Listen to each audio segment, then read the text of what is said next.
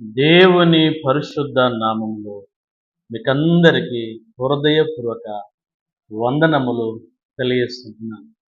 ఎలా ఉన్నారు? బాగున్నారు కదా? ప్రభు మహాకృప చేత నేటి దిన వాక్యమును చదువుకుందాం. యోహాను సువార్త 14వ అధ్యాయము 14వ వచనములో దేవుని యొక్క మాటను మనం చూస్తున్నాం. నా నామమున మీరు నన్నేమి అడిగినను నేను చేతును అని ప్రియా ప్రభు పలుకుతున్న విధానాన్ని ఇక్కడ మనం చూస్తున్నాం.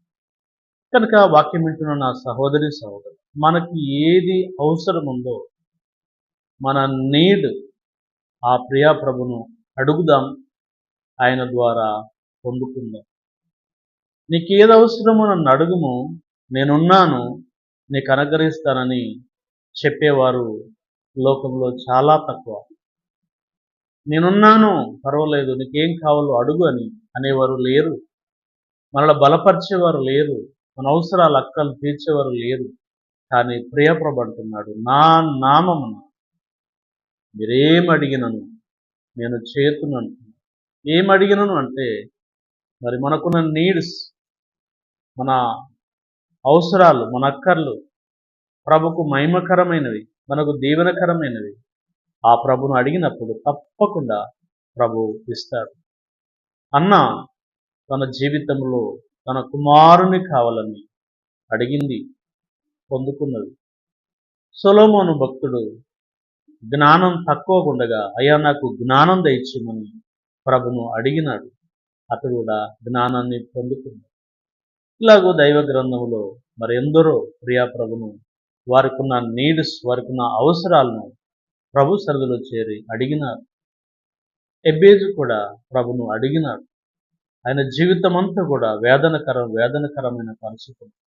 అయితే ప్రభు సన్నిధిలో చేరి ప్రార్థించాడు, అయ్యా నా సరిహద్దులను విశాలపరచును, ఏ కీడు రాకుండా అందులో నుంచి నన్ను తప్పించు, నన్ను ఆశీర్వదించుము నిశ్చయంగా అని ప్రభును అడిగినప్పుడు ప్రభు ఆయన అడిగింది ప్రభు ఆయనకు అనుగ్రహించాడు.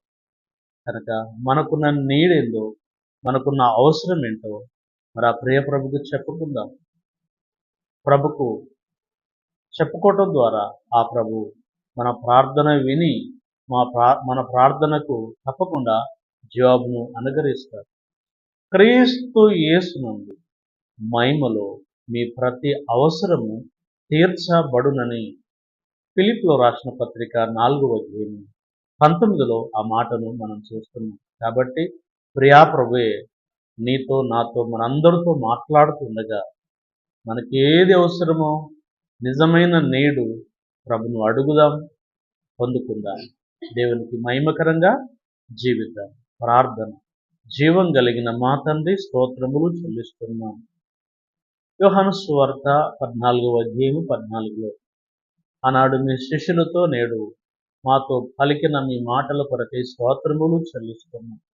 ఇదిగో మీకేది అవసరమో నా నామమున నన్నేమి అడిగినను నేను చేతునని మాట్లాడి ఉన్నారు. అవును ప్రభువా, మాకేం అవసరం ఉందో అయ్యా మమ్మల్ని అడిగేవారు ఈ లోకంలో లేరు. మా అవసరాలు తీర్చేవారు ఈ లోకంలో లేరు. నేనున్నాను అని బలపరిచేవారు లేరు. మరి ఈ సమయంలో మీరు నేనున్నాను, నా కుమారుడా, నా కుమార్తె, భయపడకుము, నీకేదవసరం ఉందో నా నామములో నన్ను అడుగుము, నీకు అనుగ్రహిస్తానని వాగ్దానం చేసిన మా తండ్రి స్తోత్ర. వాక్యమైన నీ బిడ్డల్లో నిజమైన నీడు ఏదవసరం ఉందో మీ పాద సన్నిధిలో చేరి ఉన్నది ఉన్నట్లు వారు చెప్పుకోవటానికి సహాయం చూపండి. అనంతరం వారి అవసరాలు, వారి అక్కర్లు ఫిలిప్పీ 4:19 ప్రకారంగా మీ ఐశ్వర్యములో నుండి వారి అవసరాలను, వారి అక్కలను తీర్చి మహిమ పొందమని అడుగుతున్నాం. ఆ రీతిగానే తండ్రి, ఈ వాక్యమైన నీ బిడ్డల్లో ఎవరికైనా అనారోగ్య పరిస్థితులు ఉన్నట్లయితే దయగలిగిన మా తండ్రి, వారు తీసుకుంటున్నటువంటి ట్రీట్మెంట్, వైద్యము ద్వారా, ఈ యొక్క ప్రార్థన ద్వారా వారికి చక్కటి ఆరోగ్యాన్ని అనుగ్రహించి మహిమ పొందమని ప్రార్థన చేస్తున్నాం. ఆ రీతిగానే ఆర్థికపరమైన లేమిలో ఉంటే కలిమిని అనుగ్రహించి మహిమ పొందమని, అప్పుల సమస్యలు ఉన్నట్లయితే అవి తీర్చుకోవటానికి తగిన సమయాన్ని మీరు అనుగ్రహించండి. చేతిండ వారికి పని కలిగించండి. అవసరాలక్కలు తీర్చుమని అడుగుతున్నాను. శాంతి నెమ్మది లేక ఎవరైతే బాధపడుతుంటున్నారో వారికి శాంతిని, నెమ్మదిని, సమాధానమును అనుగ్రహించమని అడుగుతున్నాను. ఆ రీతిగానే వివాహాల కొరకు ఎదురుచూస్తున్నాం. ఎవరైనా బిడ్డల కొరకే ప్రార్థిస్తున్నాం. తగిన కాలం చక్కటి ఆత్మీయ కుటుంబాలు బిడ్డలకు అనుగ్రహించి మహిమయు, ఘనతయు, ప్రభావములు మీరు పొందుకోమని అడుగుతున్నాం. వృద్ధాప్యంలో ఉన్నటువంటి నీ బిడ్డలను కూడా జ్ఞాపకం చేసుకొని తగిన శక్తి చేత, బలము చేత వారిని నింపుమని అడుగుతున్నాం ప్రభు.